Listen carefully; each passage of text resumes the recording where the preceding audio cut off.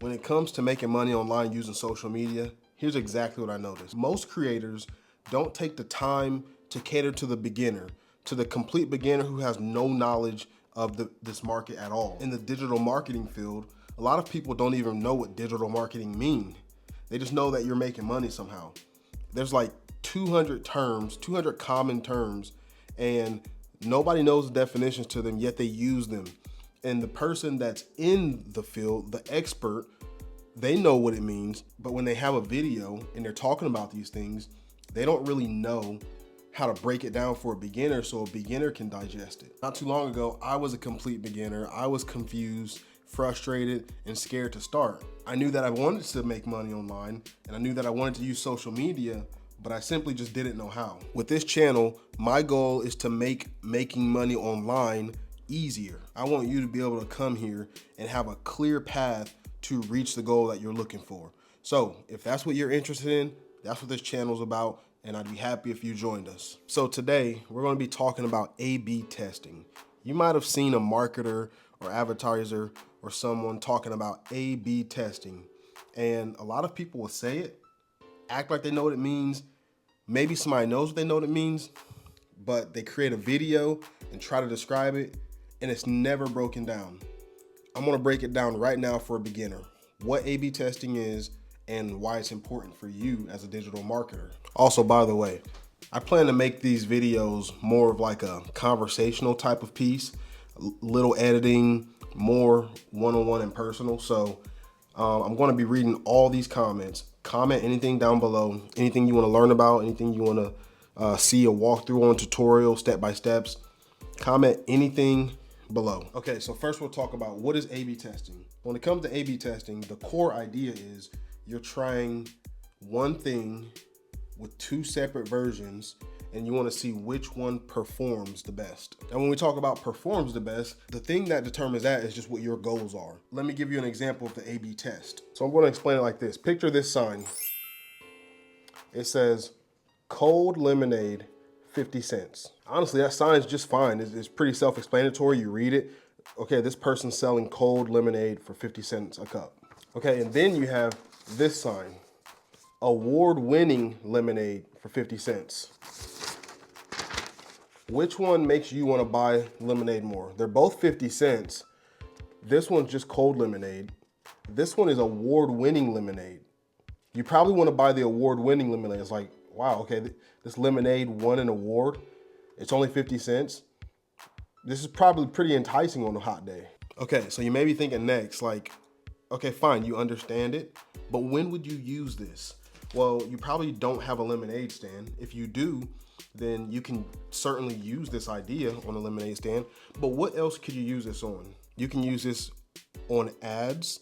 So if you're doing Facebook ads for your business, for a product, service, whatever it is, you can have one ad that the core message is one thing, but then maybe the title says something, the hook says something different on both of them.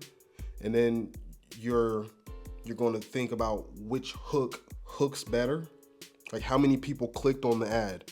And then whichever ad has the most people clicking on it, then you're going to use that ad and you're gonna put more money behind that one. So what it is you do a sample ad. You don't put a ton of money behind it, but then when you figure out which one is hooking the most people, you delete the other ad, and then you feed all the money to this ad because this one's performing the best. People do this on e-commerce stores.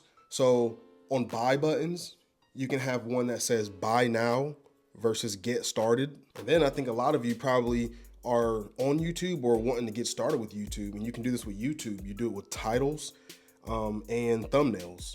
Okay, so now that you know what A/B testing is, there's a few mistakes that you want to steer clear of too. The number one mistake that I think is you're choosing too many things to change. I'm really doing a bunch of research. I've been looking at big people like Tony Robbins and Russell Brunson and Dean Graziosi and things like that. And I've seen they've been doing these advertisements and they've been A/B testing, and they're so good at it, they're so proficient. Make the ad identical and change literally just one thing.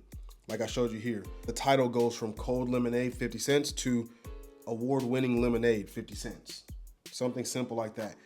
In those two things, in those two advertisements, you'd want the picture exactly the same, or the video exactly the same colors, everything, because you want to know what one factor is making the difference. One of the other biggest mistakes that I'm noticing that people say they made was not waiting long enough. So when you send that ad, you actually go ahead and send it. You got the traffic going through it, clicking on them.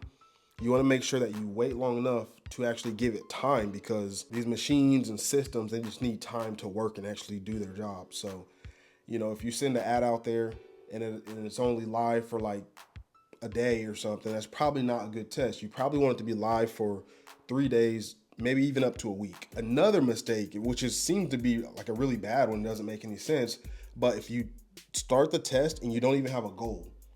So that's just a way to throw away a bunch of money, it seems like. But what's your goal? Do you want clicks? Do you want calls, messages? Do you want to get email signups? What's the goal? And then based on that goal, that's going to make it completely easy. Because, okay, if I want email signups for this campaign, then that's going to make it a world easier, because boom, this first one gets 2 emails. This one's gotten 20 emails in the same time. Well, this one's gone. All the money's going to this one. And then the last mistake, it's kind of like a sneaky mistake, because most people wouldn't really think this. I didn't think about it till I seen it, but you just assume the cooler version is going to win, or you assume the one that you think looks the best is going to win. Because more times than not, it's really sneaky and it's tricky sometimes, but it may not be the one that's cooler or busy or fancier, but it may just be the simpler one. Something that someone can simply just see, understand, and they're like, okay, I want that. So then they click it. That one probably will perform more or better, but most of the time. What I'm noticing already about A/B testing is that A/B testing is actually one of the most important things when it comes to digital marketing, because it teaches you how marketers actually think. Almost every term that you'll hear, whether it's ads, landing pages, emails, funnels, email marketing, whatever it may be, it uses A/B testing. So look, once again, I'm breaking down the 200 most common digital marketing terms. This is one down. We got 199 to go. I'd like you to follow along with me on this series. I'm gonna break these terms down as simple as possible for beginners. I'm a beginner, you're a beginner, and I'd like to do this together. Comment below if you have any questions. Bye.